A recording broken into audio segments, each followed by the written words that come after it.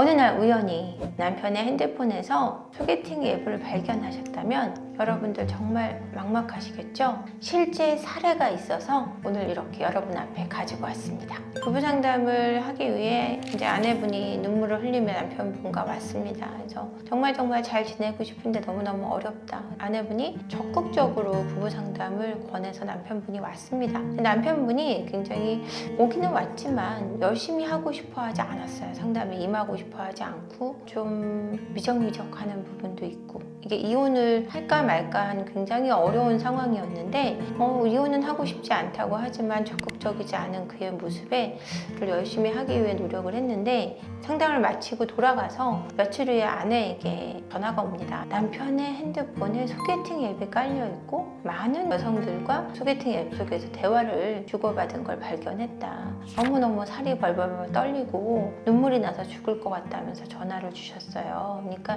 남편분은 그 전부터 많은 여성분들을 만나고 있었고, 아내하고 잘 되지 않으면 아차 싶으면 다른 여자하고 시작을 하기 위해 이미 준비를 하고 있었던 거죠. 근데 아내분은 이 남편분과 잘 되기 위해 끝없이 노력을 했던 거고요. 이런 사례뿐이 아니라 부부싸움 중에 있는 남편의 핸드폰에서 소개팅 앱을 발견하는 경우, 또는 왠지 냉랭해진 아내의 핸드폰에서 소개팅 앱을 발견하는 경우가 빈번해지고 있는 것은 지금 사실입니다. 그래서 이런 경우 여러분들이 어떻게 대처해야 될지 참 곤란하실 것 같아요. 이걸 봤다고 해야 될지, 핸드폰을 들여다봤다는 얘기를 한다는 것도 요즘은 참 어렵단 말이에요. 남편 것도 아내 것도 함부로 보지 못하게 하는 지금 이 현실 자체가 어쩌면 바람을 조장하고 있는 사회일지도 모르겠다는 생각이 듭니다. 소개팅 앱을 발견했을 때 어떻게 하는 것이 가장 좋을지 오늘 이야기를 좀 나눠보도록 하겠습니다. 사실 이 사례자분은 지금 이제 이혼 소송을 시작했고요. 이 소개팅 앱을 깐 것뿐이 아니라 경제적인 부분도 열심히 사는 분이 아니고, 모든 것을 아내에게 일임하고 있는 가운데 아내는 그래도 가정을 유지하기 노력한 케이스이기 때문에 물론 자녀가 없고요. 그렇기 때문에 이제 이혼을 제가 권했고, 그리고 아내분도 마음을 굳혔고, 그래서 이혼 소송을 지금 시작하고 있고요. 힘들어하긴 하지만 이혼이 시작되면서 남편이 굉장히 경제적으로 몰아붙이고 있고 아내를 학대하는 수준으로 가고 있기 때문에 이혼에 대한 선택을 지금 후회하지 않고 있습니다. 그런 상황까지 가 있는 상태고, 그러니까 아내의 핸드폰에서 소개팅 앱을 발견했던 사례의 남편분은 이미 그 많은 소개팅 앱을 쓴 거를 핸드폰뿐이 아니라 연동돼 있는 탭에서도 발견을 했는데, 그 오래된 소개팅 앱을 썼던 아내분 같은 경우는 가출을 한 상태고요. 이 소개팅 앱이라는 것 자체가 가정을 많이 해체하고 있다고 저는 지금 보고 있습니다. 소개팅 앱을 통해서 사실은 많은 외도가 이루어지고 있고, 이로 인해 가정 해체가 많이 벌어지고 있는 형태입니다.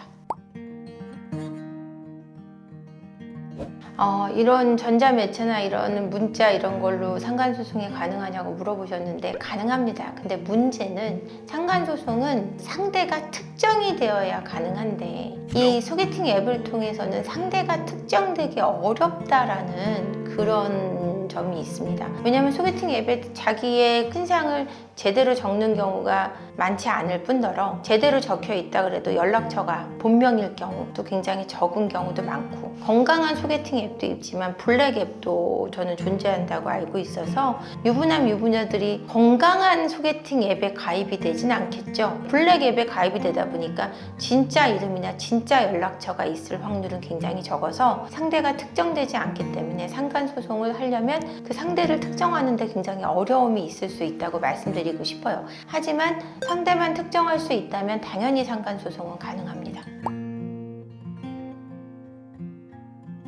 이제 실제 사례 중에, 그러니까 제가 상담을 받은 분 중에 남편분이 BJ한테 빠지셔가지고, 그 해외에 있는 BJ한테 빠지셔가지고 풍선을 너무 많이 쏴가지고 그걸 보기 위해 아내가 그걸 못 보게 하니까 방을 얻어 나가신 분도 있고요. 정서적인 외도로 봐야 되죠. 봐야 되는데 이거는 상간소를 할 수가 없죠. 상대는 반응이 없으니까요. 근데 결국은 이건 어떻게 됐냐면, 그 풍선을 쏘는 남편은 그 필리핀에 있는 BJ를 만나기 위해 휴가를 내서 출국을 다녀오고 결국은 아내에게 이혼 소송을 해왔어요. 그러니까 남편에게 유책이 있음에도 불구하고 아내분은 이혼 소송을 당할 수밖에 없었고 경제적으로 열악한 그녀는 좀 피해를 크게 봐야 했죠. 근데 이건 정서적인 외도가 맞습니다. 정서적인 외도가 맞고, 여러분들이 남편의 핸드폰에서 발견할 수 있는 게 소개팅 앱뿐이 아니라 BJ 방송 앱을 발견해서 그 안에서 남편이 얼마나 많은 별풍선을 쌌는지 발견하는 경우도 많고, 카드 앱을 통해서 그 별풍선을 쓰는데 쓴 금액을 발견하는 경우도 많아서 충격에 빠져서 상담 전화를 많이 하세요. 근데 이런 경우는 남편분들이 성 중독에 빠져 있는 거고, 관계 중독이라고 잘못 착각을 하시는데 그건 관계 중독이 아니라 성 중독에 빠져 있는 거예요. 그렇기 때문에 깊이 있는 치료를 받겠다는 배우자가 아닌 이상은 여기서 나오기가 어려워요. 그들은 정서적으로 일단 불안하고 충동에 대한 조절에 대한 문제가 있는 배우자이기 때문에 이 결혼 생활을 유지하기 위해서는 이거를 묵인하거나 아니면은 결혼 생활을 유지하고 싶어하는 배우자라면 치료를 받지 않으면 어렵다, 우리가 관계 회복이 어렵다라는 걸 분명히 해서 치료를 적극적으로 권하지 않는 이상은 이 굴레에서 나오기가 어렵다라는 거죠. 그런 배우자를 만약에 발견하신다면, 아이가 있으시다면 더욱더 가정을 지켜나가셔야 되기 때문에 치료를 적극적으로 권하고 그 사람의 어떤 불안과 충동과 결핍을 해결해 가면 이건 반드시 해결할 수 있는 문제이기 때문에 너무나 섣부르게 가정을 포기하시진 않았으면 좋겠다고 저는 말씀드리고 싶어요.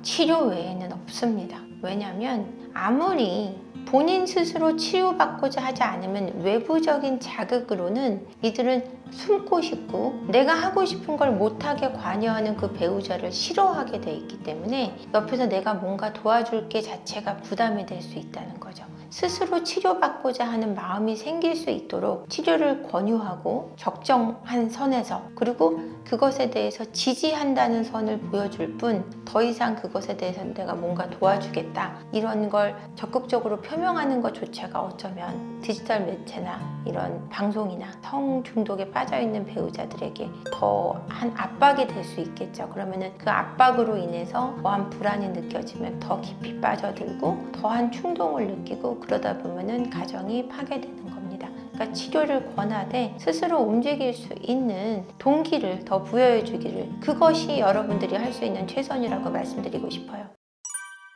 남편의 핸드폰에서 소개팅 앱을 발견했다면 우선은 솔직하게 배우자에게 말씀하세요. 그걸 지켜보고 어느 정도 증거를 잡아야 되겠다. 그것도 적정선까지, 한 달 정도 선까지를 지켜보시고 되도록 빠르게 얘기를 해서 이 상황을 바로잡는 것을 권해드리고 싶고요. 소개팅 앱을 통해서 누군가를 만나고 있는지를 보시는 거는 좋죠. 그래서 그 증거를 확실히 잡을 때까지 한 달년을 지켜보는 게 좋지만, 만약에 소개팅 앱을 시작한 지 얼마 되지 않은 거라면 내가 알고 있노라고 말해서 이걸 멈출 수 있고 관계 회복을 위해 노력을 하시는 게 우선이지, 이 사람이 더 잘못하나 더 잘못하지 않나를 지켜봐서 꼬투리를 잡겠다라는 생각이 여러분들의 가정을 위해서는 결코 옳은 선택은 아니라는 거죠. 그러니까 그 소개팅 앱만으로 모든 걸 판단해서 이 상황을 악화시키지 말고 노력하는 태도를 가지시기를 바랍니다. 그래서 소중한 가정을 이런 앱 따위로 쉽게 포기하시지 않는 그런 여러분이 되시기를 간절히 바라겠습니다. 고맙습니다.